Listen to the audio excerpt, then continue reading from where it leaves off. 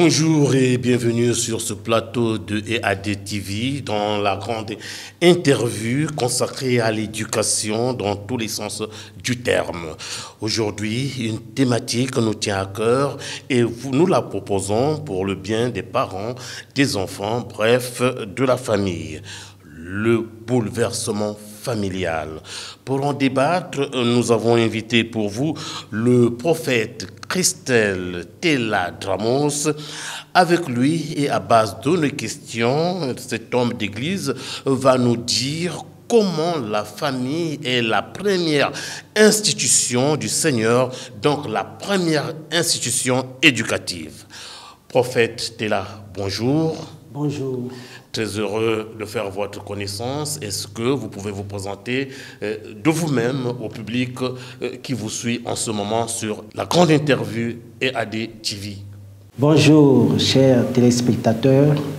Je suis le prophète Tella Kinongamoko Christelle Dramos, prophète de mon état. Cela fait maintenant aujourd'hui 30 ans que j'exerce ce ministère de la part du Seigneur et je suis également écrivain. À mon actif, j'ai 2 livres que j'ai publiés aux éditions G-Donc. Le premier s'intitule « Les 3 grands bouleversements du XXIe siècle ». C'est dans cet ouvrage-là que nous allons piocher ce que nous allons débattre aujourd'hui. Et le second, le deuxième, c'est celui qui s'intitule 2023-2032, la révolution de la pensée mondiale. Voilà, merci bien, prophète. Vous venez de le dire. Nous sommes inspirés, n'est-ce pas, de votre premier ouvrage, Les 3 grands bouleversements du XXIe siècle. Alors, première question, toute évidente. Pourquoi dites-vous que la famille est la première institution du monde? La famille, mon frère Adair, est la première institution divine. Nous la tirons du verset de la Bible dans Genèse chapitre 2, verset 18, lorsque l'Éternel dit « Il n'est pas bon que l'homme soit seul ». Parce que dans cette pensée de Dieu émergeait, sortait la notion de la famille. L'homme étant seul, Dieu a donc institué à l'homme de lui donner une femme. Et à l'issue de cette institution, de cette union, vont naître des enfants et ce groupe-là va former ce qu'on appelle la famille. Alors, dans votre ouvrage intitulé « Les 3 grands bouleversements du XXIe siècle », nous avions extirpé de ça une thématique, le bouleversement familial. C'est ce qui nous a inspiré. Alors, pourquoi parlez-vous du bouleversement familial? Le bouleversement familial, c'est un bouleversement qui va arriver dans ce sens que nous sommes aujourd'hui en train de vivre le déclin de ces institutions. Parce que la famille en elle-même constitue une institution qui a des groupements. Vous avez le premier groupement, c'est le père, vous avez le deuxième, la mère et les enfants. Les 3 constituent l'institution famille.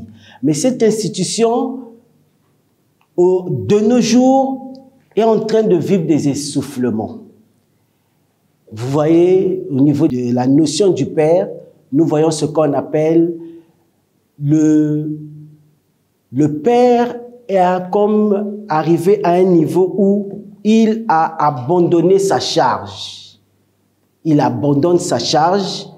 En abandonnant sa charge, il laisse la place à d'autres pour faire le travail à sa place. Vous voyez, c'est comme ça que dans les familles, nous avons les familles monoparentales. Une mère avec les enfants, le père a laissé ses responsabilités. Vous avez également la notion de la femme.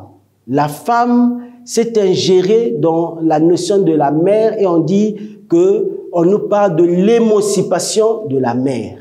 Ce n'est pas l'émancipation de la mère, c'est au fait l'émancipation de la femme.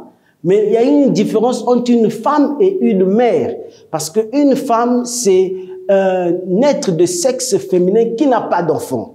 Par contre, une mère, c'est cet être de sexe féminin qui a la possibilité de procréer, qui donne naissance aux enfants.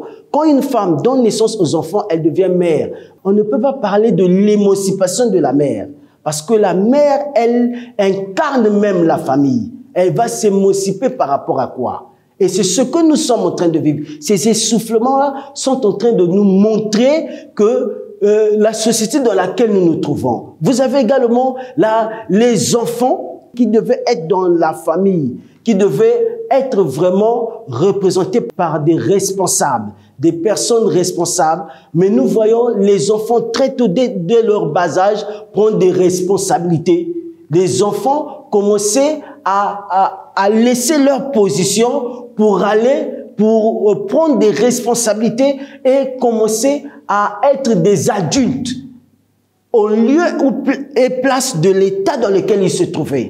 C'est pourquoi on nous parle aujourd'hui des enfants soldats, les enfants à qui on a donné des armes, des enfants soldats. On nous parle également des enfants qu'on enrôle pour la main-d'œuvre bon marché dans des usines de fabrication, dans des pays d'Asie, où on fabrique des usines, on fabrique... On peut dire des bébés noirs chez nous, par exemple. Des bébés noirs, c'est l'exemple des enfants qui ont pris très tôt leurs responsabilités. C'est ça, ce sont ces signes-là qui montrent l'essoufflement même de la famille.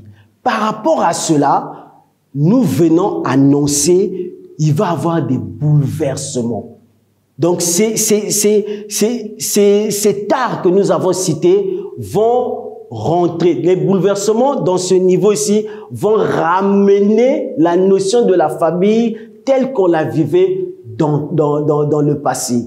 On va voir des pères qui vont reprendre leur veste de père, les mères qui vont reprendre également leur veste et les enfants qui devront vraiment rester à leur position d'enfant. Donc c'est ce que vous avez intitulé dans un des sous-titres de votre ouvrage, la restauration de l'enfant, n'est-ce pas? Oui, dans les restaurations, nous avons la restauration du père, la restauration de la mère et la restauration de l'enfant. Dans la restauration de l'enfant, si nous pouvons en parler, nous allons voir que, en principe, en temps normal, un enfant est caractérisé par ce qu'on appelle l'inconscience. Et dans le langage prophétique, on appelle ça la nudité inconsciente. L'enfant, c'est vraiment l'inconscience dans le sens pur. L'enfant, dans son premier stage, il est inconscient et il est nu. Et cette nudité de l'enfant, c'est pourquoi vous voyez l'enfant quand il vient au monde, il est nu. Et il y a dans cette nudité-là, l'enfant a ce qu'on appelle des droits. On en a 8 droits dans l'enfance. Vous avez le premier droit, c'est le droit à la protection. Un enfant, dès qu'il naît, les adultes qui sont autour de cet enfant ont le devoir de lui donner de la protection, de protéger cet enfant.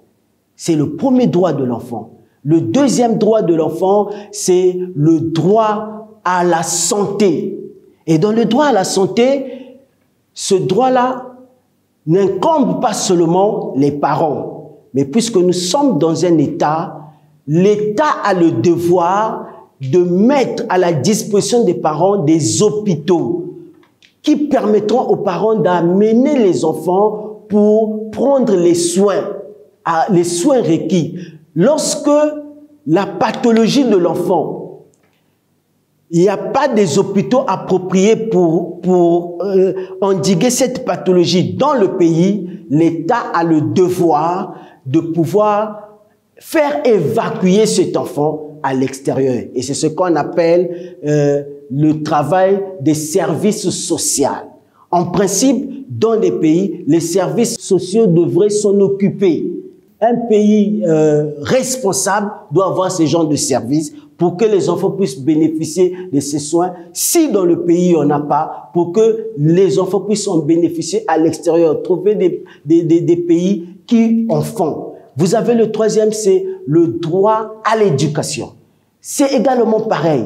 le droit à l'éducation, il faut que l'État puisse mettre à la disposition des parents des écoles appropriées pour que les enfants de tout type de sexe, féminin comme masculin, puissent y intégrer. Et vous avez également des enfants qu'on appelle des enfants qui ont des tares, comme des déficiences, que ce soit des déficiences mentales, des déficiences locomotrices, des déficiences visuelles.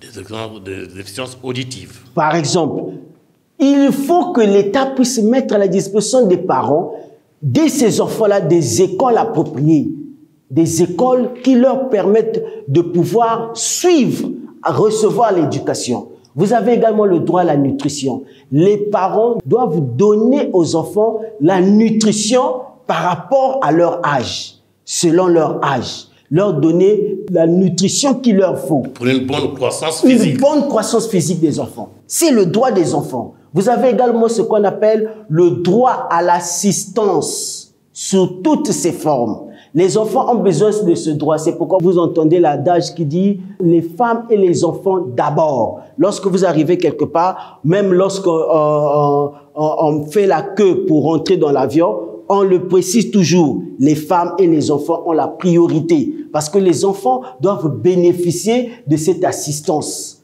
Et c'est très important pour leur éducation. Vous avez également ce qu'on appelle le droit à la pudeur. C'est très important. Nous avons dit que l'enfance est caractérisée par la nudité inconsciente. La pudeur exige que l'enfant, on ne puisse pas donner à l'enfant les choses des adultes avant l'heure. C'est pourquoi même dans des chaînes de télévision, on s'arrange toujours à mettre cette annotation interdit au moins 2. C'est très important par rapport à l'éducation des enfants. Il faut que les enfants puissent bénéficier de ce droit à la pudeur. Vous avez également un autre droit des enfants qui est important, c'est le droit au loisir. Vous savez, la maison en elle-même, elle peut constituer pour les enfants une prison. Il faut qu'à des moments, les parents puissent sortir les enfants, puissent les amener à la découverte de leur pays, à la découverte de l'environnement. Mais pour le droit au loisir, il est également incombé aux autorités publiques de pouvoir mettre à la disposition des familles qu'on appelle les parcs de loisirs. Et également, dans le loisir, il y a aussi un élément très important que les enfants doivent bénéficier du vécu de leur pays. Les enfants, et ça, à ce moment-là, on parle alors des musées. Vous savez, les musées, c'est des endroits où les enfants peuvent aller pour avoir la connaissance du passé ou du vécu des aïeux qui ont vécu avant eux. Ça, c'est le droit des enfants qu'on appelle le droit au loisir. Et le dernier droit, j'ai voulu qu'on puisse terminer par ce droit parce que souvent, on ne prend pas vraiment ça à cœur, mais les enfants ont ce droit qu'on appelle le droit à la connaissance du divin, à la connaissance de Dieu. La Bible dit, Proverbe 22, verset 6, « Donne à l'enfant la voie qu'il doit suivre, devenu grand, il ne s'en détournera pas. » Donc, dès l'âge de l'enfant, il faut que les parents puissent orienter les enfants à la connaissance de Dieu. Voilà les droits. Ça, ce sont les droits. C'est important. Mais il ne faut pas seulement que nous puissions nous arrêter au niveau des droits pour les enfants. Ce que nous constatons dans les pays occidentaux, ils en ont vraiment fait. Ils ont tellement fait de ça et ça fait qu'ils ont fabriqué des enfants rois. Les enfants ont tous les droits, mais n'ont pas de devoirs. En Occident, les enfants ne connaissent pas ce qu'on appelle les devoirs. L'enfant a le droit même d'insulter son papa, d'insulter sa mère, parce qu'il n'y a pas de devoir. Vous voyez, les droits constituent un pilier.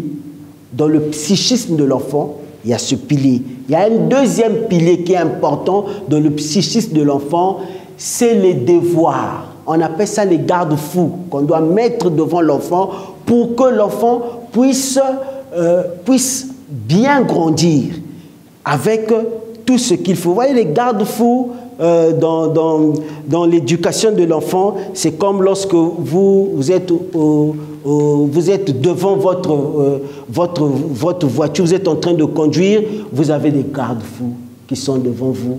Vous avez des panneaux de signalisation. Ce sont ces panneaux de signalisation qui vous empêchent de vous dérouter du chemin. Un enfant à qui on n'a pas appris des devoirs, cet enfant-là va se détourner du chemin. Oui, prophète, je suis d'accord avec vous, je ne vous interromps pas, mais est-ce que quand nous voyons les enfants africains plus généralement et les enfants congolais particulièrement, est-ce que les enfants congolais ont les droits qu'ils leur font? Est-ce qu'ils ont ces droits-là? Oui, quand nous observons l'environnement qui est le nôtre. Oui, c'est pourquoi il faut vraiment qu'il y ait des séances de vulgarisation. Que les enfants, dès leur bas âge, puissent connaître leurs droits, puissent savoir leurs droits. Non pas seulement savoir leurs droits, au même moment qu'on les enseigne les droits. Moi, je suis convaincu qu'au fur et à mesure, les enfants qui grandissent, avec aujourd'hui la vulgarisation de l'Internet, de tout, les enfants sont à même de pouvoir connaître leurs droits. Mais moi, ce qui me fait beaucoup plus peur, c'est les devoirs.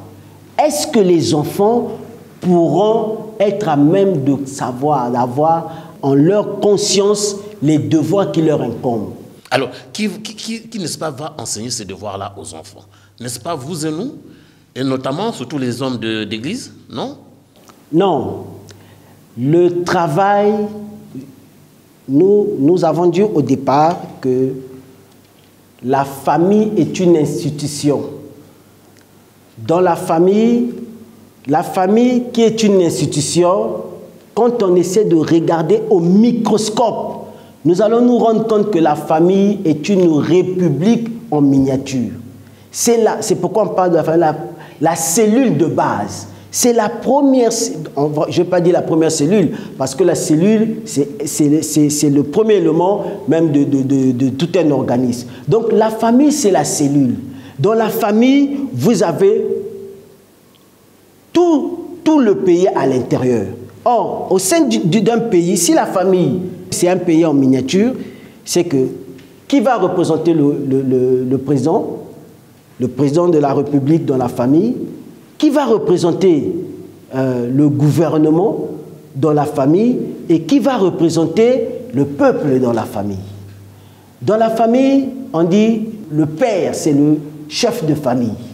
C'est lui le président. Le président, comme aujourd'hui, nous sommes dans un gouvernement bicéphale. Donc vous avez le président, vous avez le premier ministre et le gouvernement. Premier ministre, chef du gouvernement. Le président, il donne des orientations. Ce n'est pas le président qui applique ces orientations. C'est le premier ministre qui applique les orientations. Le président est représenté par le père. Vous avez la mère qui représente le gouvernement. Donc, toutes les orientations sont données à la mère. C'est la mère qui éduque les enfants selon la vision du père. Vous savez, c'est très important dans une maison ou dans une famille qu'il y ait ce mythe du père. Le père, c'est quelqu'un où les enfants doivent avoir un mythe sur sa personne. La première forme de l'éducation commence par là. Lorsque le mythe du père est brisé, les enfants sont en train d'aller à volo. C'est très important. Il faut dans une famille qu'il y ait un père qui puisse incarner ce qu'on appelle le pouvoir. Mais pour que le père puisse avoir ce pouvoir, qu'il puisse l'incarner, alors qu'est-ce qui se passe? Il faut que le père puisse avoir, comme on dit, les moyens de sa politique. Le père doit avoir les moyens de sa politique. Vous allez voir en Occident, c'est l'État. L'État a tout arrangé de sorte que dans les familles, on ne puisse rien manquer. Chez nous, en Afrique, c'est un peu difficile parce que vous avez des pères chômeurs. Alors, si déjà le papa est au chômage, il n'a pas les moyens de sa politique, ça le fragilise. Et étant fragilisé, vous voyez que ça va avoir de l'impact également sur l'éducation des enfants. Or, si la maman peut bien jouer le jeu, malgré que le père est au chômage, mais que la maman, sachant que cela va de l'éducation des enfants, elle arrive toujours à encenser son mari, à lui donner sa place dans le foyer, dans la maison, vous verrez que les enfants ne sauront pas. Même si la maman, elle travaille, elle fait tout ce qu'il... Mais elle dit que tout ce que vous voyez dans la maison vient du papa. C'est le papa qui fait. C'est le papa qui fait. Vous verrez que cela va marcher dans le psychisme des enfants. Le père va toujours garder sa position. Ça, c'est très important. Le père, c'est comme le président de la République. Il faut qu'on puisse le mettre, il doit être au-dessus de la mêlée. On doit le mettre hors de toutes les situations. Il ne faut pas qu'il soit attaqué. Il faut qu'il soit loin de tout soupçon. Vous voyez? C'est pourquoi dans la Bible on dit « Enfants, obéissez à vos parents » parce que de là dépend même les jours de votre existence. Vous vivrez, les jours de votre existence seront heureux. Pourquoi Dieu le dit? Parce que le Père, il doit être mis hors de toute situation, hors de tout doute. Donc c'est la maman qui fait ce travail. C'est la maman qui fait ce travail. Et quand la maman a bien fait ce travail auprès des enfants, vous allez voir que ces enfants, vous essaierez de regarder, même dans l'histoire des peuples, l'histoire du monde, tous les monstres que nous avons connus dans l'histoire des peuples. Je peux prendre l'histoire récente, les monstres comme Hitler. C'est quand vous essayez de regarder leur vie, de leur enfance, ou soit il n'a pas été élevé par son père, par sa mère, ou il a été élevé par l'un des parents, c'est toujours le socle des tares que nous connaissons. Donc, un enfant est appelé à recevoir l'éducation de son père et de sa mère. Le bouleversement familial, c'est la thématique de cette grande interview. Prophète Tella, le temps qui nous est imparti arrive à son terme. Alors, vous allez peut-être pas conclure l'émission, la grande interview, n'est-ce pas? Alors, dites-nous en peu de mots, qu'est-ce que nous pouvons retenir de cette thématique, le bouleversement familial, surtout que vous avez interpellé les enfants? Je veux dire aux enfants, il vous est important, il vous est même impératif de pouvoir avoir en vous les deux notions, les deux bases de votre existence, la notion du père et la notion de la mère. On ne blague pas avec un père. Un père, c'est pour vous celui par qui vous devez vous représenter. La mère, c'est elle qui vous donne tout. Vous recevrez tout de votre mère. Et pour votre psychisme, pour votre évolution dans le foyer, vous avez besoin de ces deux êtres dans votre vie. Que ce soit que vous puissiez vivre avec l'un de deux, arrangez-vous, même dans votre évolution, de pouvoir vous fabriquer même vous-même l'autre membre qui n'existe pas. Admettons que vous vivez seulement avec votre père. Il vous manque une mère.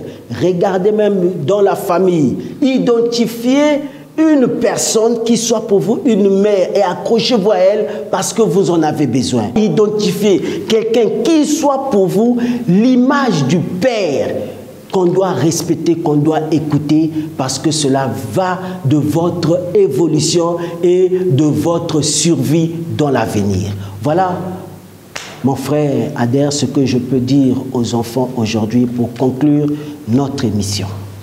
Voilà, prophète Tella Kinanga, vous avez été notre invité. La grande interview sur EAD TV vous remercie d'avoir accepté notre invitation.